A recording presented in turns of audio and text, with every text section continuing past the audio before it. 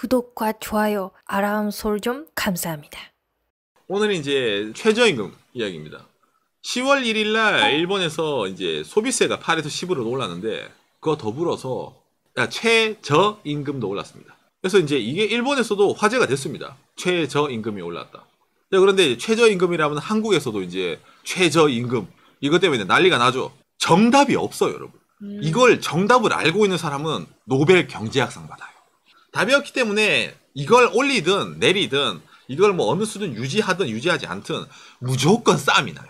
당장에 노동자랑 사업자 사이에서도 의견 차이가 분분하잖아요. 본인의 입장이 어떻게 되고 본인이 어떤 위치에 있고에 따라서 내용이 달라지는 거기 때문에 이거는 답이 없습니다. 대신 이걸로 인해서 여러 가지 이제 파생이 되잖아요. 우리가 얻는 게 있으면 잃는 것도 있죠. 예, 최저임금 또한 마찬가지입니다. 플러스가 있으면 마이너스도 있어요. 이거를 반대하는 사람들이랑 찬성하는 사람들은 서로서 이제 이쪽이 더 중요한 가치를 갖고 있다. 아니다. 이쪽이 더 중요한 가치를 갖고 있다는 말이 나오잖아. 그런데 그거는 개인의 가치가 아니야. 그래서 네가 틀렸네. 네가 틀렸네. 내가 옳다. 이게 아니라 그것도 있지만 이것도 있다. 지금 상황에서는 이게 더 나을 수도 있겠네. 라든지 여러 가지 이제 토론은 가능한 거예요. 맞아요. 그래서 여러분들이 이걸 보면은 오늘 일본의 최저임금에 저는 관심이 없더라도 이걸 보게 되면은 와 의외다. 거기다가 한국의 이거 임금 올라가는 거, 최저임금 시스템 올라가는 거 있잖아요. 이렇게 차이가 있구나. 자, 이게 일본의 최저임금 지도입니다.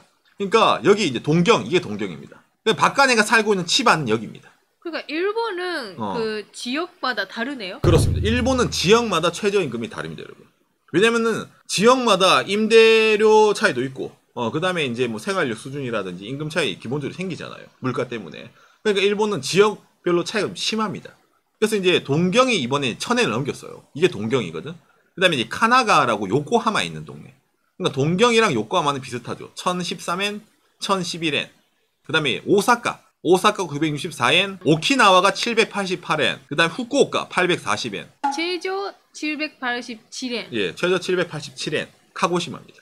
그죠? 그러니까 226엔 차이가 나는 거예요. 그러니까 제일 낮은 동네랑 높은 동네랑. 원래 874엔이었어요. 근데 전국 평균으로 치면 901엔이 된 거야. 10월 1일부터 일본이라는 나라는. 900엔에도 못 미치는 동네가 꽤 많죠. 뭐 전체적으로. 그러니까 동경이 아무래도 크다 보니까, 그렇죠? 그러니까 뭐 여러 식으로 좀 낮은 데가 많이 있습니다. 그래서 이제 일본이랑 이렇게 차등을 두는데 여기에 대해서 일본 내에서도 갑론, 을박 여러 가지 이제 논쟁이 상당히 많이 있습니다.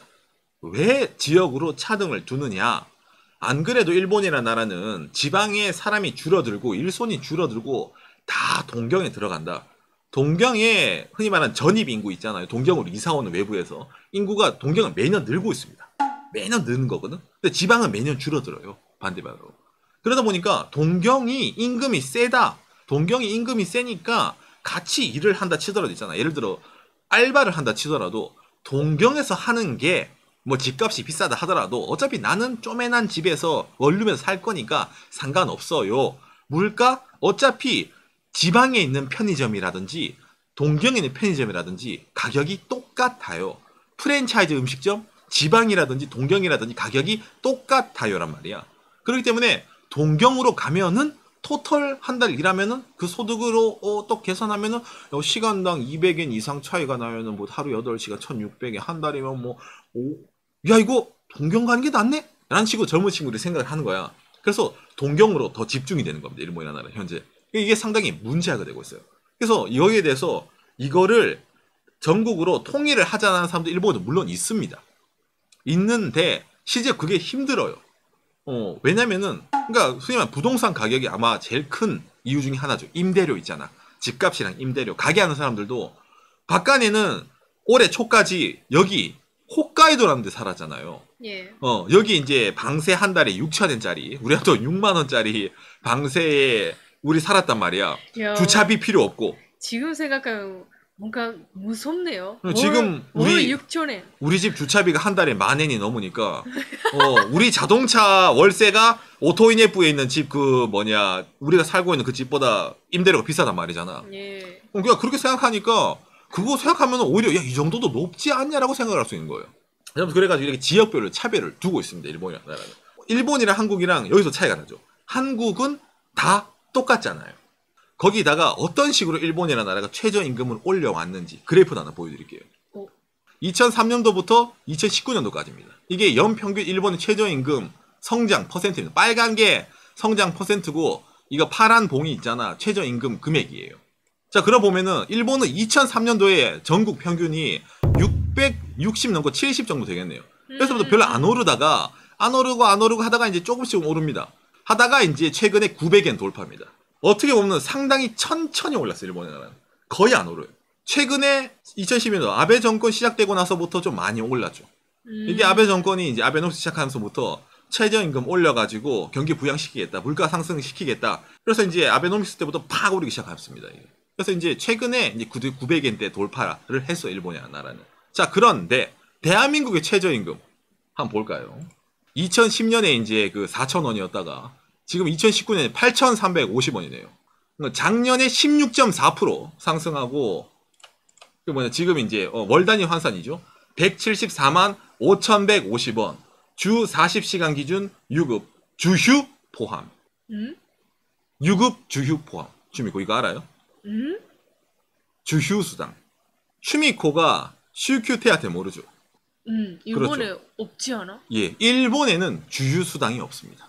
이 최저임금이 주휴 수당이라는 우리나라는 마법이 있습니다. 주휴 수당을 빼고 그걸 시급으로 얹잖아요. 예를 들어서 주휴 수당을 빼고 시급으로 얹어서 이걸 계산하면은 얼마가 나올까요? 대한민국 2019년 시급. 대한민국의 최저 시급이 그렇기 때문에 일본보다 셉니다, 여러분. 팩트를 얘기한 거야. 아, 저거 있는데 안 주는 데도 있어요. 받는 데도 있어요. 야, 주게 돼 있으면 받아야지. 근데 그게 안 받으니까 사실상 낮은 거다. 그러면 그게 잘못된 거야. 숫자는 숫자대로 봐야 되는 거예요. 그래서 주휴 수당이라는 시스템이 있기 때문에 그걸 넣게 되면은 이론상 이렇게 나오는 거야. 아까도 말했잖아요. 일본에도 저런 식으로 되어 있지만은 시급 자체가 안 받는 데도 있고 더 주는 데도 있어요. 그거는 케이스 바이 케이스 사업장은. 맞아요. 근데 정책상으로 정해진 숫자는 이거는 그대로 가야 되는 거예요. 비교를 할 때는. 그렇기 때문에 대한민국 물가가 소비 생활세 물가가 올라가는 것도 이해는 돼요. 모르면 못 받는다 그러잖아. 그러니까 이건 있기 때문에 있으면 받아야 돼요. 사업자 입장에서는 주기가 싫겠죠. 왜? 저게 부담이 엄청 심하게 되거든. 그러네. 엄청나게 되거든. 그러니까 예를 들어서 그게 주휴수당 자체가 왜 문제가 되냐면은 간단합니다, 여러분. 최저임금이 올라가면 주휴수당이 같이 올라가잖아. 사업장 규모에 관계없이 주 15시간 이상 근무하는 근로자는 주휴수당을 지급받을 수 있습니다잖아. 그러니까 주 15시간 이상 일을 해야 돼요. 그러니까 머리 쓰는 사업장은 주 14시간으로 구하겠지. 정확하게 합법적으로. 그러니까 하루에 이제 3시간 정도씩 4일 정도. 좀 나와서 알바할 친구 구합니다라고 구하겠지. 근데 일하는 사람 입장이 돼봐요. 그러면은 가기 싫잖아. 여러분 안 그래? 여러분들 일을 할 때 진득하게 알바 옮기면은 귀찮잖아요. 솔직히 말해서. 진득하게 거기서 한 번이 가면은 출근하면 일을 쫙 해가지고 일을 딱 돈을 빡 버는 게 좋지. 이거 일하고 다른데 또 직장 몇 시간 옮기기 일하면 귀찮잖아요. 안 그래? 그러니까 그럴 때는 어떻게 됩니까? 여기서 사회에 누가 이기냐가 나오는 거예요. 누가 존버를 치냐. 그러니까 저는 개인적으로 이런 게 이제 있으면은 근데 이것 이해가 됩니다. 왜냐면은 주휴수당 자체가 이게 상당히 사업자 입장 부담으로 다가오기 때문에 이걸 악용하는 사업자도 있을 수밖에 없는 것도 이해가 돼요. 부담이 되거든. 아까 말했잖아. 이게 있음으로 인해서 일본의 동경 말고 다른 지역 제외한 거 있잖아. 거기보다 한국이 시급이 세진단 말이야. 대한민국이라는 나라가. 대한민국의 이 최저임금이 어떤 식으로 변천됐냐면은 이게 상당히 다이나믹한데 여러분. 깜짝 놀랐는데 오산 일본 왔을 때 2003년 때 2,275원 그렇죠. 정도? 이래 이제 오른 겁니다. 올리고 이래서 지금은 그러니까 실제로 일본보다는 좀 약간 높습니다. 그러니까 아까 여러분 이게 뭐가 재미냐면 이 그래프를 이걸 보고 있잖아. 제가 뭐 보여줬어? 이거 보여줬죠. 일본의 2003년도에 660이잖아. 일본은 660 이래서인데 이걸 언제 넘겨나면은 그러니까 이때랑 우리나라랑 차이를 봐요. 최저임금. 상당히 재밌어요. 이렇게 보면은 안 그래? 이거랑 이렇게 보면 엄청난 차이가 나지. 그러니까 우리나라는 2017년도에 일본의 2004년을 넘었어요. 그리고 2018년도에 일본에 언제 됐냐? 일본에 2012년도가 됐어. 그러니까 8년이 뛰었네. 그리고 이제 팡팡팡 뛰고 있습니다. 그러니까 상당히 이제 최근에 보면 이게 급격하게 오르다는 표현을 쓰는 것이거든요. 일본에 비해서. 그러니까 올해를 기준으로 대한민국이 그러니까 최저시급 기준으로 하면 일본보다 시급이 셉니다. 신기하죠. 참고로 국민의 평균 소득은 대한민국이 낮아요. 그러니까 우리나라가 최근에 급격하게 많이 올라가가지고 이렇게 이제 차이가 납니다. 이 최저임금에서 한국과 일본 실질적인 거 보면은 차이가 거의 없습니다. 한국과 일본. 어떻게 보면 일본은 지방마다 임금 차이가 나기 때문에 한국이 실질적으로 최저임금이 높기도 한 거예요. 그러다 보니까 일본보다 물가가 세다 한국이 이해가 됩니다. 왜? 최저임금이 세잖아. 일본보다.